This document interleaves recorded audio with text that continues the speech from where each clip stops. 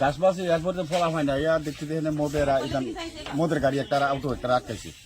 আটকানে এরপরে এখানে মদের যে নিতাই কৃষ্ণ দত্তরে লোকে এখানে মদের গাড়ি জমিনে গাছবাসী এরপরে ফলা হয় না ইয়া দেখছি এখানে মদের গাড়ি একটা আউটো একটা আটকাইছে আটকানে এরপরে এখানে মদের যে নিতাই কৃষ্ণ দত্তরে লোকে এখানে ফাঁসাফাঁসি লাগবে মদ লিয়া তারা লাগানোর পরে তারা দশে অনেকবার তারা আমরা এখানে বাধা হিসেবে বলা হয়নি ডাচ মাছ সব কিছুতে বেছে এনে আর থানা মানা চুক্তি আছে তার তো ফালে তুই একটু বাল ফেলাইস তোরা এসব ধরনের ফলাফল বাইকান করছে অনেক ফলাফল কয়েকদিন বাধা দিছে আরে বাধা মানে না ইয়াতে তারা ধরছে আর এলাকা আমার ফাড়া নষ্ট করে লেগে তারা ফাড়াটা ধ্বংস করে দিছে তারা মদ বেচছে দিচ্ছে আর খাইয়ে খাইয়ে সব আমরা খেতে বেতে ফেলাই দিয়েছে আর ওখানকার বসে দিতে পারবা কাজটা সাফ করে দেবো সব মসজিদ ধরনের বুঝছে কাজটা সাফ করে দিব এটা তো আপনারা পুলিশ আছে দারগাঁও শুনছে পুলিশও শুনছে সবাই শুনছে আমরা সাংবাদিকরা শুনছে কেন তারা মদও বেচবো ডাক বেচবো হ্যাঁ তারা নেশও বেচবো আরো বড় আরো মানুষ কাজটা সাফ করে লাগবো এটা কোন বিচার এটা আমরা বিচার চাই সুস্থ বিচার চাই থানার লগে তারা চুক্তি কি চুক্তি কেমন চুক্তি গীতা এটা যদি থানা সুস্থ বিচার না করে আমরা প্রয়োজনে আমরা এসপি সাহেবের কাছে আমরা যাবো এটা কি ব্যাপারে আমরা জানতে হবে তারা গ্রেপ্তার করতে হবে এলাকার ভিতরে হ্যাঁ নাম কি এর নাম হচ্ছে কৃষ্ণ দত্ত কি মদ বিক্রি করে নাকি? মদ বিক্রি করে নেক সব ডাক্স মাছ সব ব্যবসা করে হ্যাঁ কি কয় আপনাদের হয়তো আমরা কইল না আমরা কইছি যে থানা চুক্তি তোরা ফেলে বাল ফেলে গিয়া নাইলে ওই তো আমরা সামনে তো কইতে আছে কাজটা সাফ করে লাগবে সব আজকে কি এলাকাবাসীরা দোষ এলাকাবাসী সবাই মিলে দোষ এটা এই অটো টাকার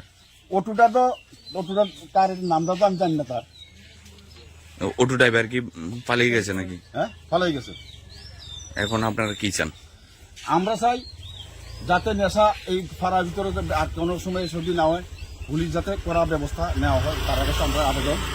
করি। রাজ্যের মুখ্যমন্ত্রী তো চাচ্ছে নেশা মুক্ত ত্রিপুরা, হ্যাঁ, সেই জায়গায়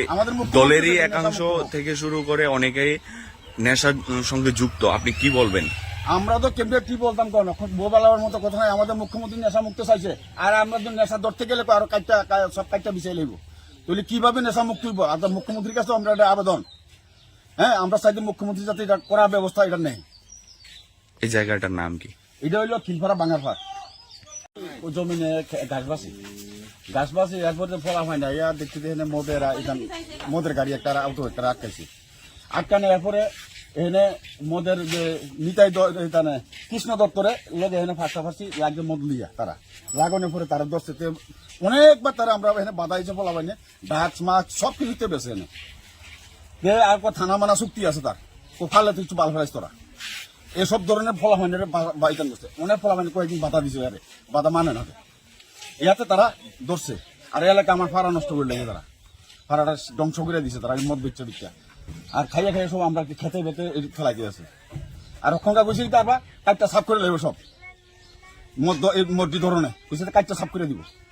এটা তো আপনারা পুলিশ আছে দারগাঁও শুনছে পুলিশও শুনছে সবাই শুনছে আমরা সাংবাদিকরা শুনছে কেন তারা মদও বেচবো ডাক বেচবো হ্যাঁ তারা নেশও বেচবো আরো বড় আরো মানুষ কাজটা সাফ করে লাগবো এটা কোন বিচার এটা আমরা বিচার চাই সুস্থ বিচার চাই থানার লগে তারা চুক্তি কি চুক্তি কেমন চুক্তি গীতা এটা যদি থানা সুস্থ বিচার না করে আমরা প্রয়োজনে আমরা এসপি সাহেবের কাছে আমরা যাবো এটা কি ব্যাপারে আমরা জানতে হবে তারা গ্রেপ্তার করতে হবে এলাকার ভিতরে। হ্যাঁ নাম কি?